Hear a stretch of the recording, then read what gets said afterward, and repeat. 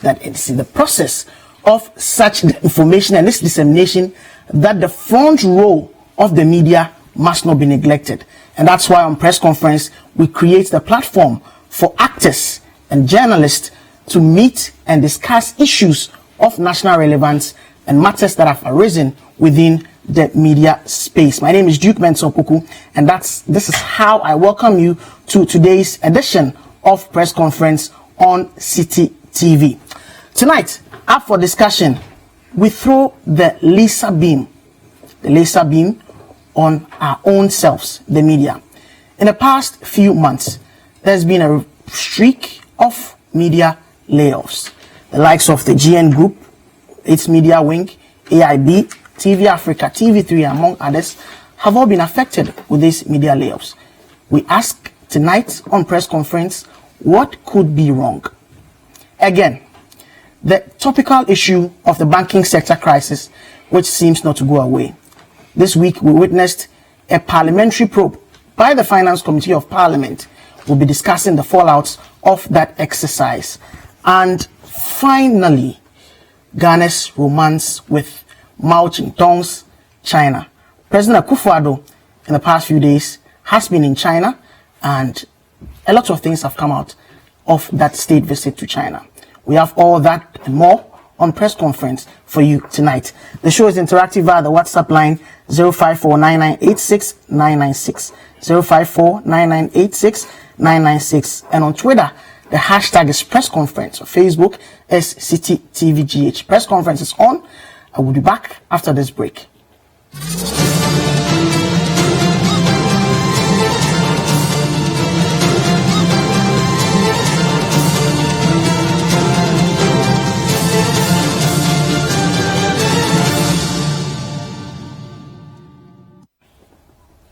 You're welcome back to press conference on Citi TV. Now, joining me to do this discussion tonight is a crack team of journalists who understand the issues that are to be dissected on the table for this edition. Next to me is Toma Imihere. Toma Imihere is chief editor of the Economy Times. So welcome, Toma. Thank you, Jude. Pleasure to be here as always. Yes. Next to him is Richard Abbey. He's online editor for the Business and Financial Times. So welcome, Richard. Thank you very much, Duke. And on my far left is Patrick Stephenson. Why are you smiling, mentioning my name? It's good. It's always good to see you, Patrick. Yes. Good to see you. Good to see you. Patrick is news anchor on GH1 TV and director of research for Imani Africa. Yes, but he's here as a media person. That's the most important thing. I enjoy that cloak. So let's begin delving into the issues. This is a sector that we are all in. We are all in the media space and the media industry, and it's worrying that we've heard of, and we've actually have evidence of delay of some workers within the media space. We mentioned GN, that's Group Indum, parts of the EIB, TV Africa suspended some of its on-air programs, and then TV3 last year there was massive retrenchment in that company. Toma, you manage your own media establishment.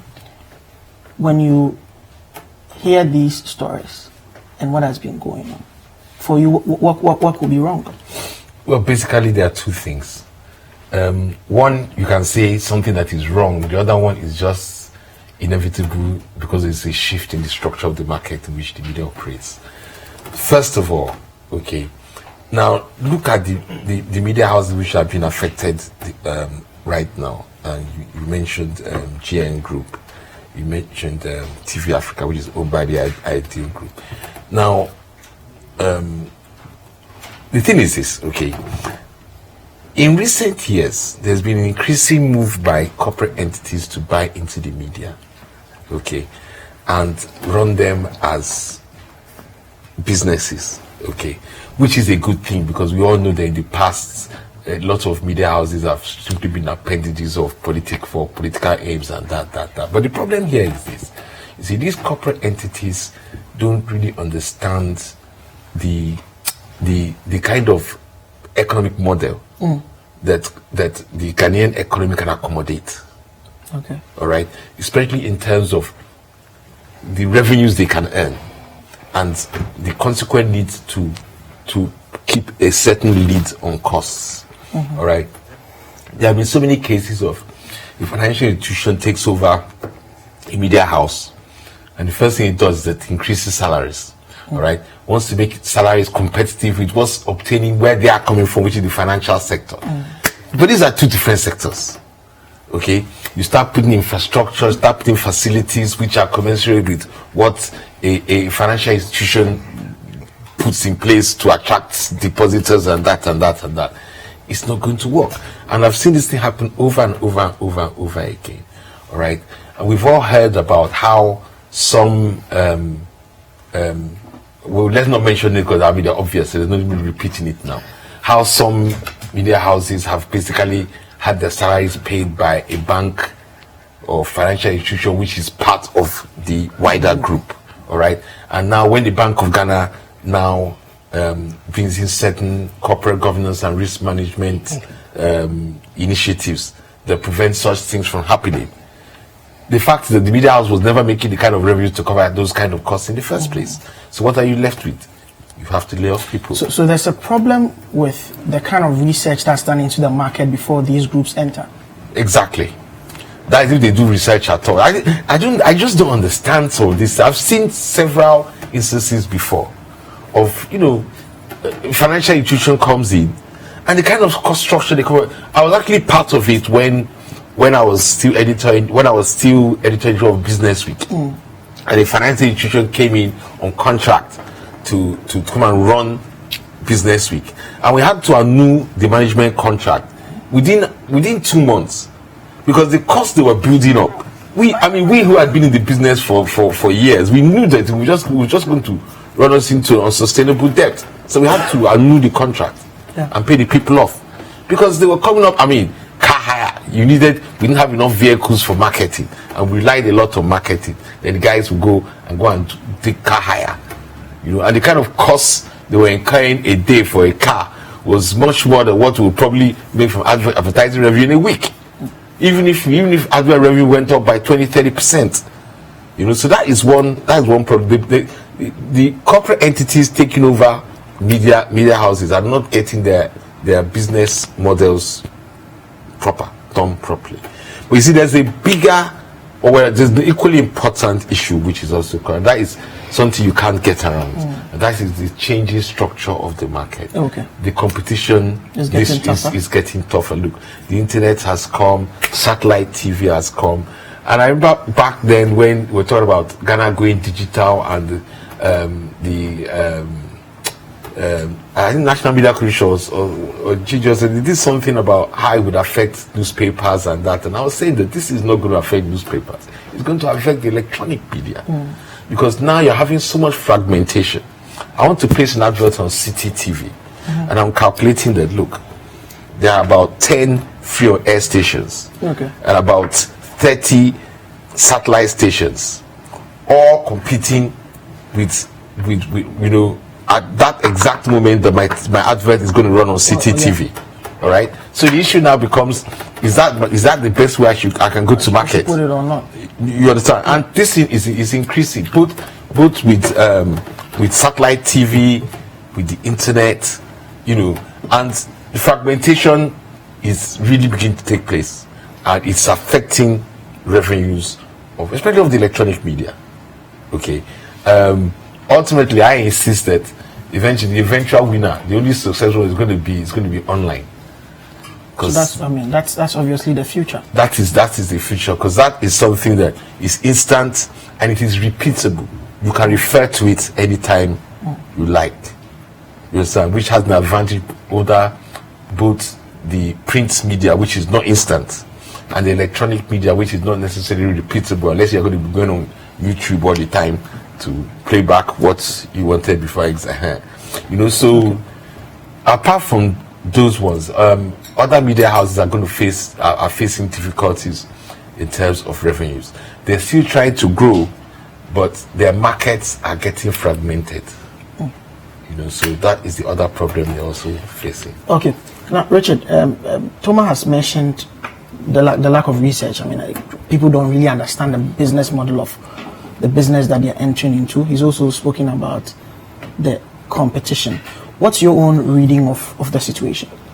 Well, I think first of all, I have to say the media is not like a cash cow. People can quickly come in and make quick money, and people venture into the media on a lot of false pretense. They look at advertising revenue and think, okay, if I go and pump in this money, I can make this money out of it. It's time people realize that we have some change in the dynamics of even media ownership, how the media operates. The media of 1990s or the 2000s, early 2000s, is not the same kind of media we have now.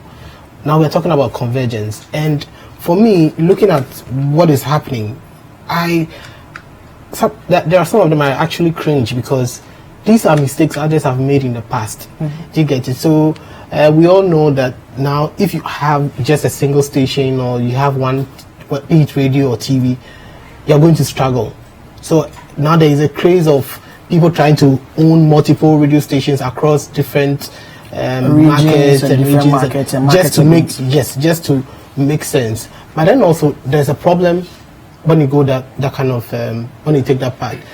What's the problem? So if you have a media conglomerate that's operating the high end of the market, the mass market, has online the TV. problem goes beyond having a media conglomerate. It's about your human resource, and then talent management. So, for instance, you have 4 stations in Accra. There's no business. You have no reason allowing them to operate from different places where you incur a lot of cost. Look at all the media conglomerates we have here, or the media ownership or whatever we have here in Accra. What all of them operating from? Now, you see, now there's a tendency of all of them operating from a single location as much as they can. And when Joy FM started, Joy FM was Kokomemle, Adum was somewhere, Asempa was somewhere. There was a move to bring all of them together, and they did so. And look at Despite. All of them are in the same place. Now look at EIB. They've moved towards the same direction. And that's the direction. So when you begin 2017 and you want to operate 4 or 5 TV stations or radio stations, and all of them are scattered, there's a problem, because others have tried, they've learned their lessons, and they are beginning to correct them. So if you come and make those same mistakes, it makes it very difficult. And then also, there's another problem with talent, the talent themselves. So what we are moving towards, you don't need a journalist who can only do one thing. Okay. You see, when you go to other TV stations, especially the private ones coming, if you're a journalist, you should have a lot of skills to make you functional. So I think for me, much as I blame, you should be able to function across platforms. Function across different platforms. And the journalists, like I said, but most of the time I look at it from the journalist, because I am a journalist, and I want to believe that most of the people affected are journalists. So it's high time that journalists try to update themselves. You can't go and learn one thing in journalism school and think that that's it. Look, the market is different. When you come, you may be doing production, you may be going out to look for news, and you talk to people, especially the young ones coming out today. I want to be a newscaster. There's or a news anchor. Really, nobody would just employ you just to come in, unless you are exceptional. Do you get it? Because now they are looking at one person who can do a lot of things. And if you are coming with just one talent, that you have one capability, it makes it very difficult for you to function. And then also, there's one phenomenon that we have to also look at very well. Over the past few years, you could see there are a lot of companies trying to own media houses. So you talk about Toma referred to it earlier. Not in that sense. Not in that sense. But I'm looking at manufacturing companies. I don't want to mention names, but now they have radio stations, and what they are seeking to do is they realize that they spend a lot of money on adverts. So rather than use the money, spend the money on adverts, let's use it to establish a radio station. So they will use it to promote their brand, and that is having an impact on the advertising revenues of some of these radio stations, because now advertising revenues are drying up. Like Thomas said, there's serious competition, and if you don't put some value on the table, the little money that is left, nobody is going to give to you. Because, mind you, if a business is going through hard times, then the first thing they are going to do is cut down workers. No, advertising revenue. And when they do that, I mean, TV stations and media houses are going to struggle. So for me, I think that we are in difficult times and the internet age is not helping either. So it's up to media owners to be innovative. You have to be innovative to survive because the competition is keener. You're not just battling local stations, you're battling people on the internet. You're battling, if it's radio station, you're battling even YouTube, because a lot of the content, I mean, you can easily share it anywhere. So people are looking at where they're going to get immediate results. So if you're not innovative, you become a bit dysfunctional in the industry. Wow. So that's a difficult conversation, Patrick, but we must have it. Looking at what has happened, I mean, in the past few years and months, what is the cause of this? Oh, what is the cause? I mean, Derek. So, Toma and then, Richard have touched on quite a number of the factors that may be causal. But for me, I think when you practice journalism for 20-25 years, it doesn't make you a superb manager of any media house. We need to get that right from get-go. When I look across the industry now, right, I mean, even before I even joined the industry, I mean, I saw people who practice journalism one way or the other, or media practitioners for 20-25 years, and all of a sudden they're running media houses. That's a huge problem. Why? Because it's a management function. It's almost a saying that you're going to get a medical doctor to always run Kolibu. You're not always going to get that fit right. So media practice is different from media management. No, you must get that distinction. You may understand the technicalities of the business. You may not understand the economy to understand how the business places itself within the economy. And that's a huge problem. If the economy is shrinking, you should understand that businesses are not going to be doling out cash off their balance sheet. I mean, I'm struggling with power crisis and I need to cut cost. Clearly, advert is going to go away. And if advert is going away and you understand how the landscape itself is evolving, then you know that media is moving away from brick and mortar today. And it is getting into, areas like what is happening online, what's happening on Facebook, what's happening on Twitter. Because that's where a lot of people are consuming the materials. So you say you have a country with mobile phone penetration is still 33 million as we speak. Clearly, it means that where people are consuming their content from is gradually changing. Now, if you look at some of the numbers for the Ghanaian space, if you check the traditional television stations that, from some metric I've seen, continue to outperform in terms of the number of people that watch certain programs. Most of them are the local ones. Yeah, that's fundamentally because a lot of the content that is delivered on the social and the new media web 2.0 tools now are all delivered in English. So even they are sitting on time bombs until somebody figures out the crack. Today BBC says I am doing BBC Pidgin. So if you're running a traditional Pidgin content somewhere in Nigeria, West Africa, you should be worried. Why? Because content is going to be delivered off the back of emerging media tools that may leave you behind. And so that's a bigger part of the problem. And you don't have to be running, a media house. You don't have to be a journalist or a media practitioner for 20-25 years to be able to figure this stuff out. You could be somebody who understands management and appreciates how to run a business and can see these metrics and figure them out. So that's point one. That's got to be put on the table too. I find it strange. Advertising revenue, which happens to be the major revenue stream for most of media houses, really, in my opinion, I would want to say it's incidental. You don't model the entire business around advertising revenue. Why? You deliver a certain content, and the content you deliver is what attracts people to give you advert revenue. So you can't build the business primarily around advert. I mean, how many people advertise on the BBC? It may have a different business model, but I'm saying that it is strange for me to find media houses where editors are no longer doing comprehensive stuff in writing. Television station, there's a news editor. The person 2-3 years has never written any groundbreaking story that makes sense. Every time we're looking to reporters to do that stuff. All of that somehow affects the philosophy of the business model. And so that's another point that has got to be made. That you need people to roll up their sleeves and stop seeing television and radio as an avenue to sell themselves, which is what I see today. Use television and radio, sell themselves, and then build subsidiary business models around it. That's not going to work. The third most interesting thing for me, if you live in a country like ours, and indeed in a region like ours, you've got to recognize that the media has an important role to play in terms of development. What it immediately means is that the business model must necessarily be built around that sort of ideology, so that you leverage as much resources you can find within the development community as possible.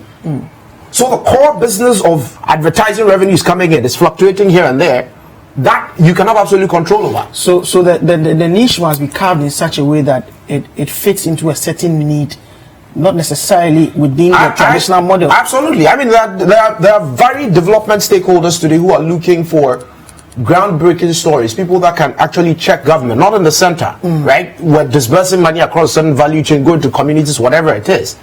And they need people who can see these things and connect them as partners for development.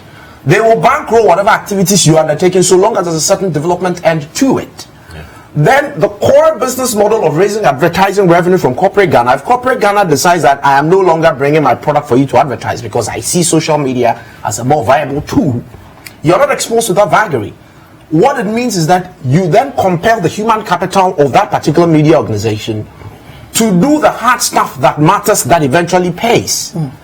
I won't be surprised if there's a media house who decides I'm going to go around the country and I'm documenting, for example, like the work you find the Public Interest and Accountability Committee do, that I am going to document every single project that this government is doing, and that is going to be the job, that's going to be our focus.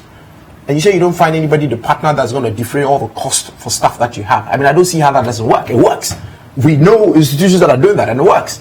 So do not build media houses as the leg of, the space that is going to help you, sell yourself, sell a brand, and you're out. Because the Web 2.0 tools that are coming in, if you're traditional media and you're delivering a certain content with a development end to it based on the needs of the society you find yourself, I'm afraid you're going to be out.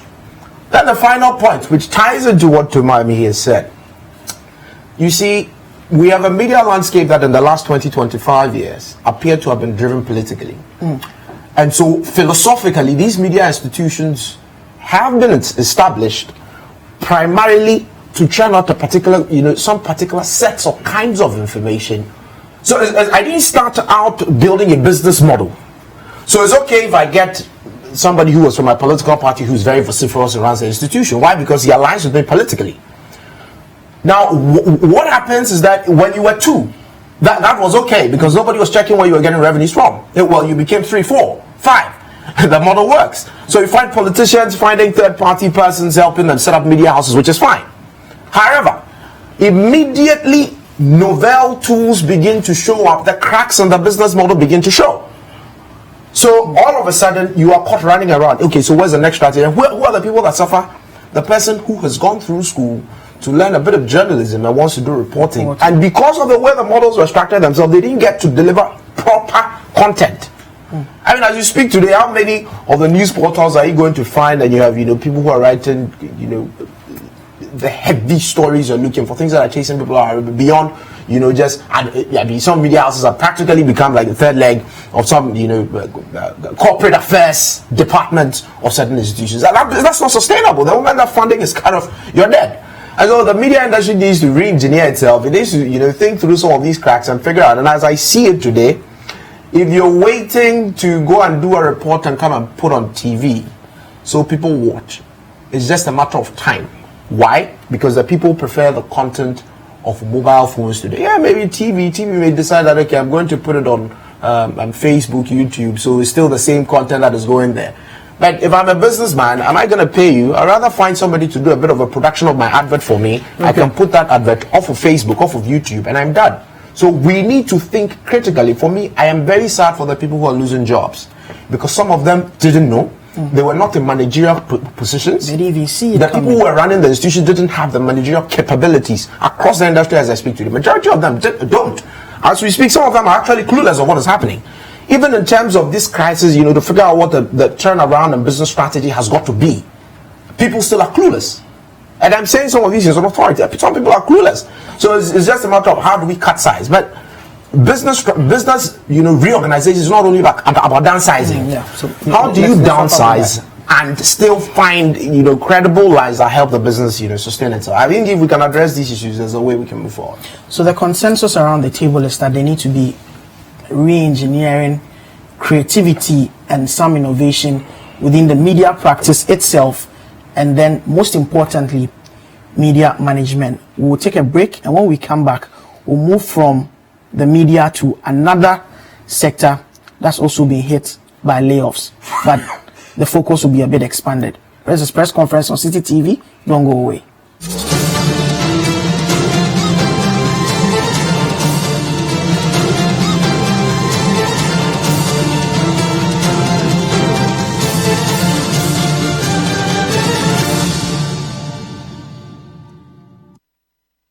You're in tune to the Breakfast Daily on Citi TV. Stoneboy SSO. Keep it locked. Don't log off.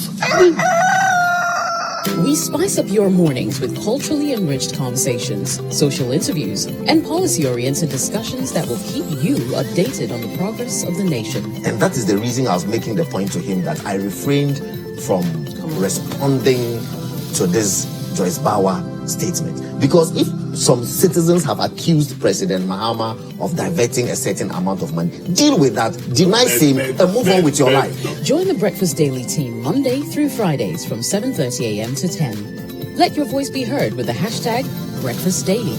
Join us for breakfast daily, only on Citi TV.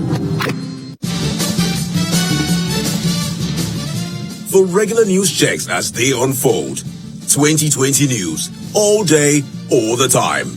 Politics, sports, entertainment, business, and more. 2020 news. We bring you the world in 20 minutes. And that's all the news in 20 minutes.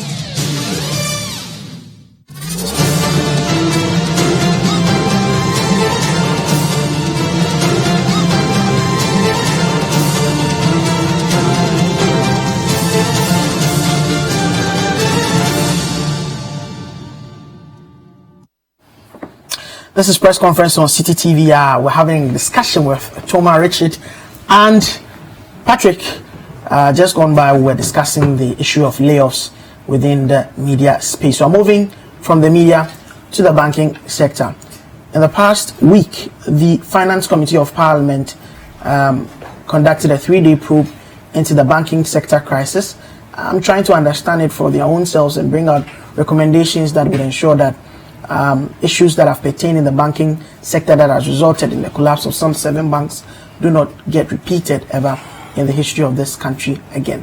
Let's look at this report and we'll be back to continue the discussions in the studio. The Finance Committee probe into the banking sector crisis began on a turbulent note. Bolga Central MP Isaac Adongo stormed out of the meeting in clear disapproval of the process that had just started. Here are the reasons for his boycott.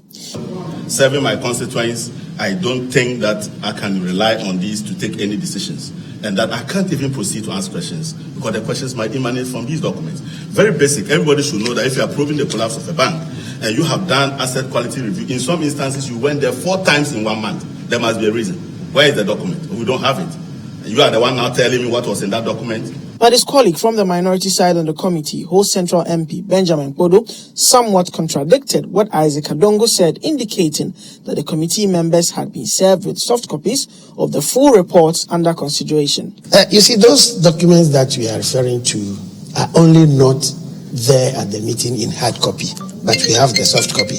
I don't know whether he has not accessed the report, but it is his right to demand it. He has done so.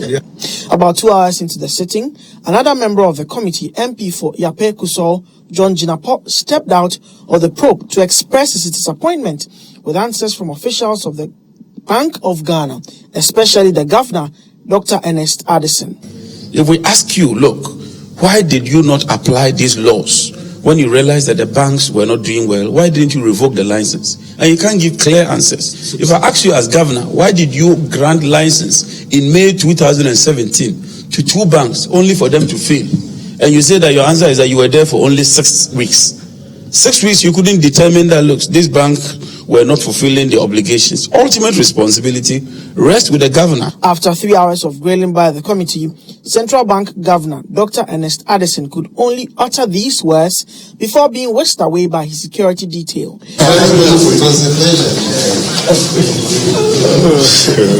During a briefing session, Chairman of the committee, Dr. Marcus Ibeabua, said the probe was focused on institutions for now and may be extended to other parties involved in the crisis. So after this 3-day exercise, we'll piece all the information together and then decide on the next steps, whom to invite going forward and what we'll do. If at that stage we want to do a full-blown public inquiry, we'll do so. Officials of the Finance Ministry, led by Deputy Sector Minister Charles Edubuahin, also appeared before the committee. So the much anticipated parliamentary probe into the banking sector crisis by the Finance Committee of Parliament has begun.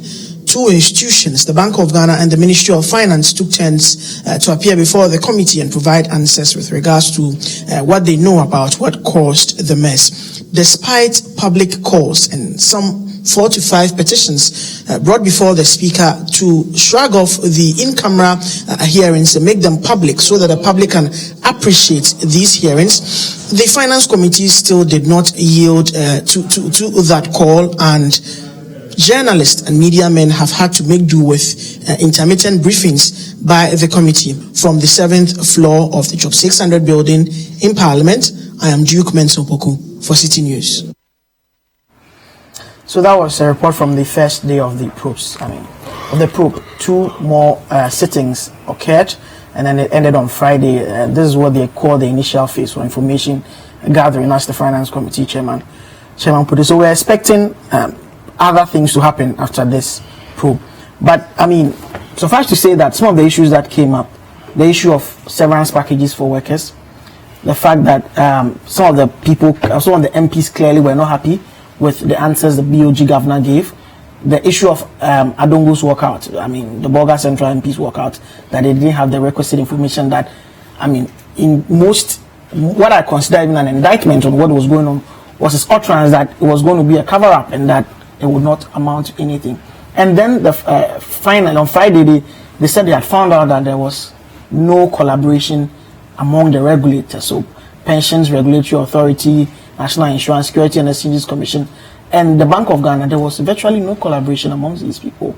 And in an industry where you have banks also building up holding companies, which have all of these legs of the financial services industry, that's a worry. Toma. Well, I like the long pause.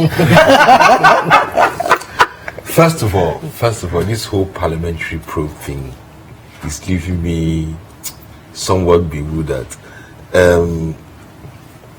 At the risk of attracting the ire of Parliament, what I would say is that to me this whole thing is simply about Parliament looking for relevance after being sidelined for so long, and Parliament itself failing to actually put his foot down in certain issues. Parliament should have been brought into this entire issue long back, at least as soon as government decided to spend public money to the tune of about 8 billion Ghana cedis on issuing bonds to cover up the capital deficits of the banks which have been affected. At least at that stage, if not earlier than that, Parliament should have come in, insisted on coming in. And I think this is what I would say rearguard action simply to look for. But for instance, if not really within the banking sector, but when this DKM thing happened, exactly, it was because of the outcry that Parliament came up with this deposit and taking institutions bill, which has actually opened up the powers that the Bank of Ghana has to deal with some of these things. That one was a requirement of the IMF. So they didn't take that initiative. Is that what you would say? Of course. That's what it is. Even with this one, we have the leadership of Parliament praising what the Finance Committee had done, because per the rules of Parliament, usually committees would work when information has been referred to, when a matter has been referred to them by the Speaker. But this is something which happened when the House was on recess, and the Finance Committee decided to act. You still think that this was just a relevance, an issue of seeking relevance in such a critical national matter? First of all, my first question is why was the focus of the committee? Why is it so narrow? I mean, they are having talks with the Bank of Ghana. There are several stakeholders. There are several actors involved in this whole mess. All right, and the probe so far seems to have focused on one, which is the regulator. The other actors, I mean, I've been reading, for example, that none of the directors who seem to be at fault or alleged to be at fault to have even come before Parliament. So I think that the focus of what they are addressing is very, very narrow. Okay, and a lot of it is even going over grounds which have already been addressed in terms of making sure that this kind of thing doesn't happen again. All right. So what we should be looking at is resolving the current crisis. I think that's what we should be looking at. And resolving that involves talking with all the actors involved, which is not actually happening. And as Richard has just pointed out, why I have a very withering view of the whole thing is this. Our institutions, quite frankly, have failed us. And I don't think, I've not yet seen too much change yet. Look, it's not just the deposit insurance thing that came up with the IMF. This whole crisis about technical insolvency, the situation facing the banks, the levels of the MPLs and everything was entirely IMF. If Ghana had not gone into an extended credit facility program with the IMF, we would have business as usual. In fact, banks like UT Bank and Capital Bank, for all you know, might still be operating. So if not for the IMF, we'll not even be here. That's what I'm telling you. Talking about right sanitizing now. the sector. It was the IMF that now sat down and said, reclassify how the bank's assets are valued.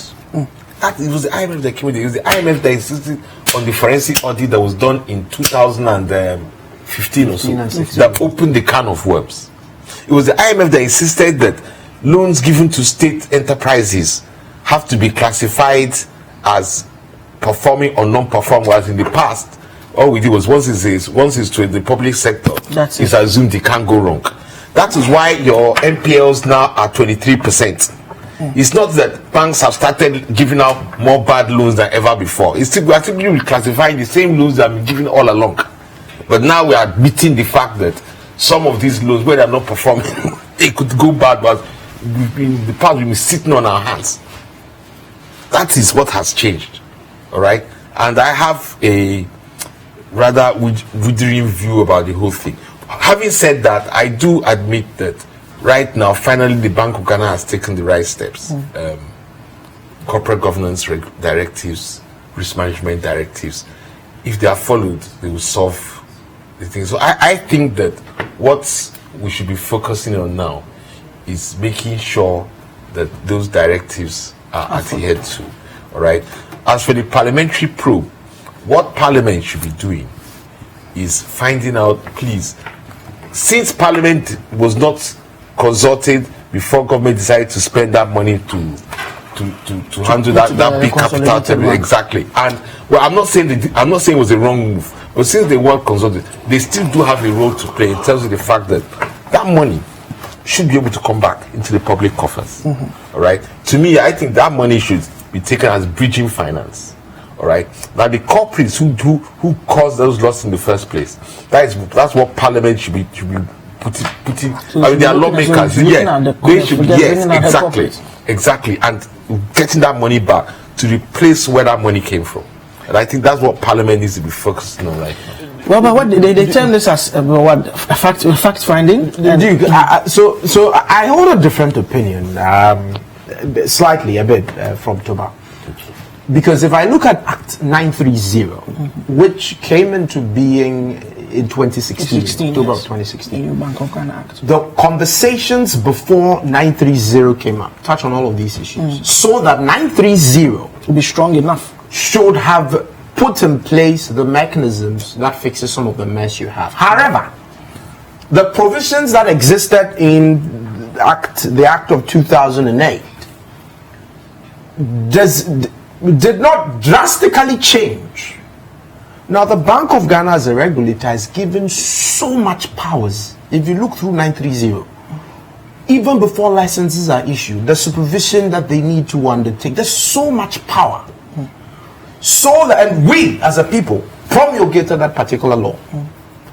So Bank of Ghana can protect us against private individuals who can get up and cause the mess we have. The question, however, and I'll say this anywhere, if Bank of Ghana failed to protect us, given the powers we had given it, what were the accountability mechanisms? None exist in the law. It doesn't. So you can go and conduct supervision activities. You don't lump all of it up and assume that if the board misbehaves in a particular way, a board of Bank of Ghana or some monetary policy committee or whoever, these ones are supervisory sanctions with potential losses, financial losses to the economy. So the question is, if they fail to do that, who holds them accountable? The law is completely silent. And that is why we are in the mess we are. But so was that not to have the independence or the autonomy of the bank created so that, I mean, the kind of the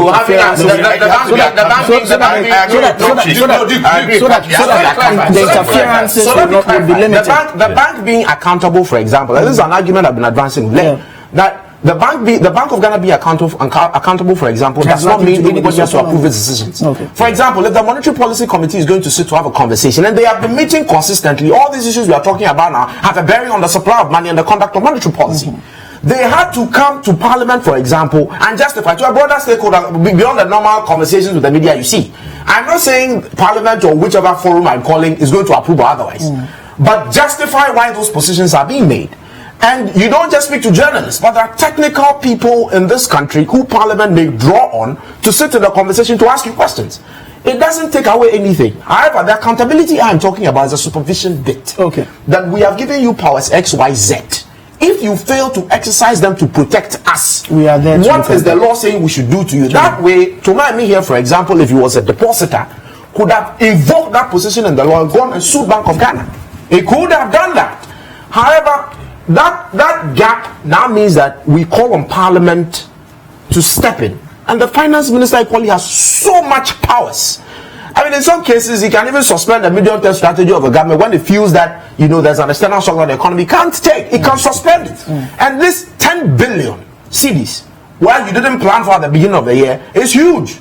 So the finance minister had that discretion to work together with Bank of Ghana to figure this one out, and they have gone ahead. So it's good Parliament is calling them to have a conversation. My question is, so taxpayers' money is being plugged in.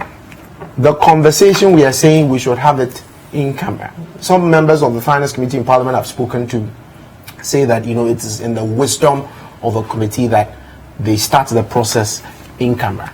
Then I'm wondering, already the reports that have been submitted to you, which is what we understand is this phase, that report, bits and pieces of it is already in the public. The reports are commissioned by Bank of Ghana from 2 designated institutions. If it leaks, if any portion of it is in the public, the Bank of Ghana, KPMG, Boulders, or whoever institution is, these are the stakeholders to hold accountable. It's already in the public. What else are you going to hide? Trust is already broken. And I'm saying it will get worse before it gets better. So let's get to the point where it gets worse. Open it up for the public to see. What's national security about this? I mean, what is the national security about this? I mean, people made the MPs made arguments about confidence in the financial sector. The confidence, panic withdrawal. Let's go to the other tiers. No, you can finish it. The other tiers of the financial industry away from banks are struggling. Why? Because somehow all the deposits you have in the system sits to banks, and there's a run on some of them. They're struggling now to pay deposits when people are coming to work. So that the mess and the dangers, in my opinion, have already happened. Open it up and let's have a conversation as a people. Let's be frank with ourselves and see how we move forward. If it means going to fix that law, so the BOG fails on that supervisory, responsibility, people can hold it accountable. But now we can't. It's walking around like some demigod. And it says things, issues, briefs. It can just publish a brief on the website, and that is it. How do you work? You don't build a democratic system like this. So Duke, I just want to understand. So Parliament, for this particular proof, what are the terms of reference? Because we know Yoko is doing some bit of investigations into some of these things and how they all came about and all that. There are matters also that are in court, subject. Exactly. So you see, we have a very big problem, and it seems that some of these institutions are tackling bits and pieces of it. As we sit here, we don't know the genesis of the problem, how it started, and where we are now. And everybody is tackling bits and pieces. What is Parliament doing? They said they are collecting documents, and these investigations are being, as it stands now, it's been driven. Well, not necessarily collection of documents. So I mean, the explanation we got was that this is an information gathering phase. Exactly. And they met. I mean, PwC, they met. KPMG, they met. Securities and Exchange. So what happens? NIC, and all of that. To the bit tackled by Yoko. Those are the mostly the criminal. That's what I'm saying. So we have a comprehensive problem, and until we have a comprehensive analysis of what we have, this bits and pieces of, I mean, let's get Parliament to do information gathering. Let's get Yoko to do this. But as the fulcrum of lawmaking, that essentially, if we are going to pass any legislation, it will come back to them. Why can't they believe in this charge? Parliament has a fine opportunity to take charge of these investigations and make a definite statement.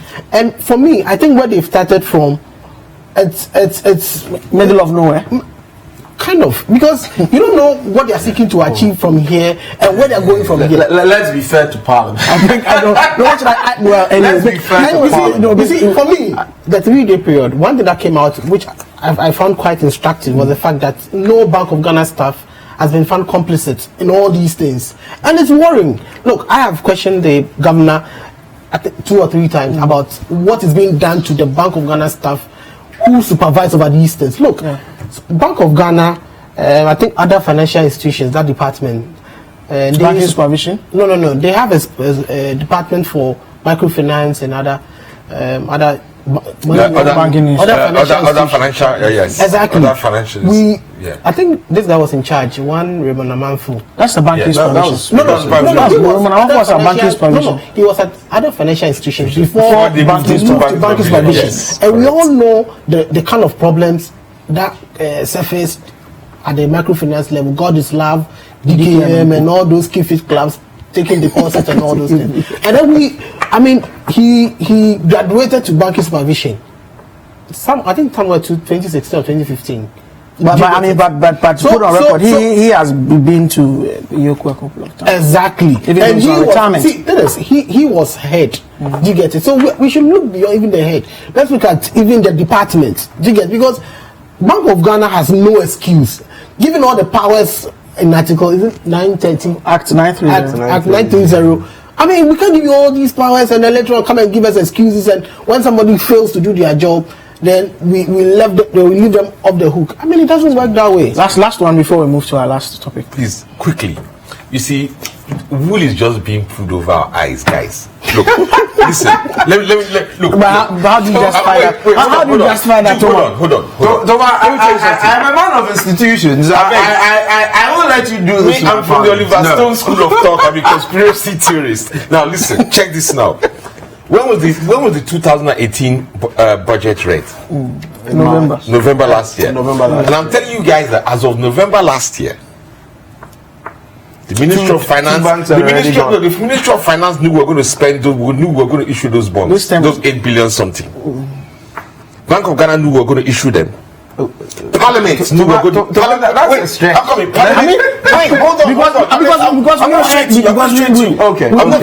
not talking on top of my head. No, but now go to any. I hope you're able to connect the document on Ghana. Yes. All right, and it will tell you. The budget, the fiscal deficit target for 2018 is not 4.5%, it's 6.4%. 1.9% is special spending on resolution of the banking sector crisis. It's in every IMF document on Ghana over this for the 2018 year. And as far as the IMF refers to it as part of the budget. If you go to any IMF document on Ghana, they will tell that the budget deficit for this year, the target is 6.4, not 4.5, because there's a 1.9% thing. Richard, you were there when I asked the Bank of Ghana governor the last MPC meeting. what was this 1.9% thing about? So about resolution. So for you, that has already been set aside to deal with this issue. It has been set aside, and the parliament that approved the budget, for I mean, they knew about it. Or the parliament that approved the budget? Unless the parliament that approved the budget? They did. You can't tell me someone like Kase Atofosin didn't know the right thing. You can't tell me someone like he didn't realize that this was money that was being put aside for such funds. I asked the Bank of Ghana governor. The Bank of Ghana governor said it. Yes, that this was the very correct thing. We should not judge government's performance with that 1.9%. Which were there. Okay. He said it only so on that 1.9, I mean this banking sector crisis issue is not going away anytime soon, judging from how things have unfolded so far. So let's fly from Accra to Beijing. The president was there for a couple of days, on a state visit before the forum on China-Africa Cooperation's FOCAC, which happens once in every 3 years. This year, Xi Jinping announced $60 billion is coming to Africa. And in that state visit with President Akufo-Addo, he intimated that he wants Ghana to be at the forefront of China-Africa relations. Let's watch this report, and we'll be back to finish the final third of this discussion, this press conference. Good morning. Welcome to China.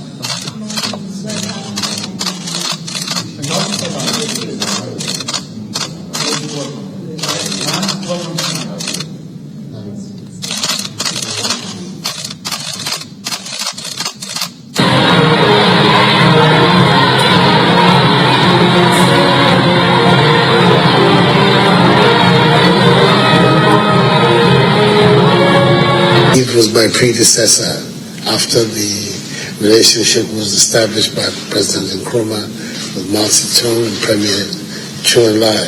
It was my predecessor's president, MPP President John Kufuor, who voted a famous historic vote for China's admission into the Security Council. And since then, we have been a very firm advocate of the One China policy. We've never deviated, and we continue to be a strong supporter of the One China policy. The cooperation between our two countries has been excellent. And for the last 3 years, China is now, in fact, the largest trading partner of Ghana. We've displaced our old colonial associations in terms of economic cooperation and development. And we're very grateful for this type of events. In fact, we're looking to intensify and deepen that cooperation. We have some major issues ahead of us. We have entered into the era of Ghana Beyond Aid. So President Akufo-Addo, then let's come back to the studio. The $2 billion Chinese, the Sino-Hydro deal was sealed. There is also, the president impressed upon them to take interest in the century bond that the government is thinking about, the $50 billion centenary bond that government is thinking about. Sinotrack, which is, they assemble trucks. They are coming to place an assembling plant in the country. There's also, his request to Jack Ma to make Ghana the headquarters of his company, Alibaba, and international commerce and all of that. But people have, there are various who have urged Ghana to be cautious in our relations with China. Our romance with China, what are the hopes, what are the fears? Well, I think I don't really see so much wrong with it, but there is one big issue I have. But beyond that, and I'll come to that issue. Basically, on paper, it looks good. All right, look, you've got natural resources that are in the ground. They've been in the ground for decades, in fact centuries. Right? You don't have the means to leverage on these things. You don't have the things. Not today, not tomorrow. And along comes a country and says, "Hey, look, we'll help you do this. All right, we'll leverage, we'll take these things out and use them, and we'll give you the value in terms of things you need urgently, like infrastructure." I don't see anything wrong with that. I honestly don't see anything wrong with that. Of course, there are the dangers of where they say sovereignty. But I really don't see what real dangers of but people ask, why is the national interest of China in this? People don't do these things for free. I mean, unlike the Western partners who tie, donor support to things like democracy and the rest. Chinese don't do this. But increasingly, research is proving that across the continent now, I mean, in Zambia, some key installations are being taken away by the Chinese because they couldn't fulfill, Zambia could not fulfill certain parts of some agreements that they had gone into. Appreciate. Well, you see, when I read the issue about the $16 billion, I was looking at, okay, so 2015 high-level panel on illicit financial flow talked about Africa losing over, is it $100 billion per year on illicit financial flows, and these are real. Look, other reports have even stated that we are losing close to $200 billion per annum on illicit financial flows, and these are tax evasions, tax avoidance, money is being kept in tax havens and all those things. Look, Africa needs to be wary of its relations with, I mean, some of these big powers, because they come in with their problems, I mean, their agenda. And coming back to the IFFs, the illicit financial flows, I think that we can close the lead on some of these things and get some of these monies. $200 billion is a lot of money, and we are talking about, let's say, 60 billion for, I mean, 57 countries or 56?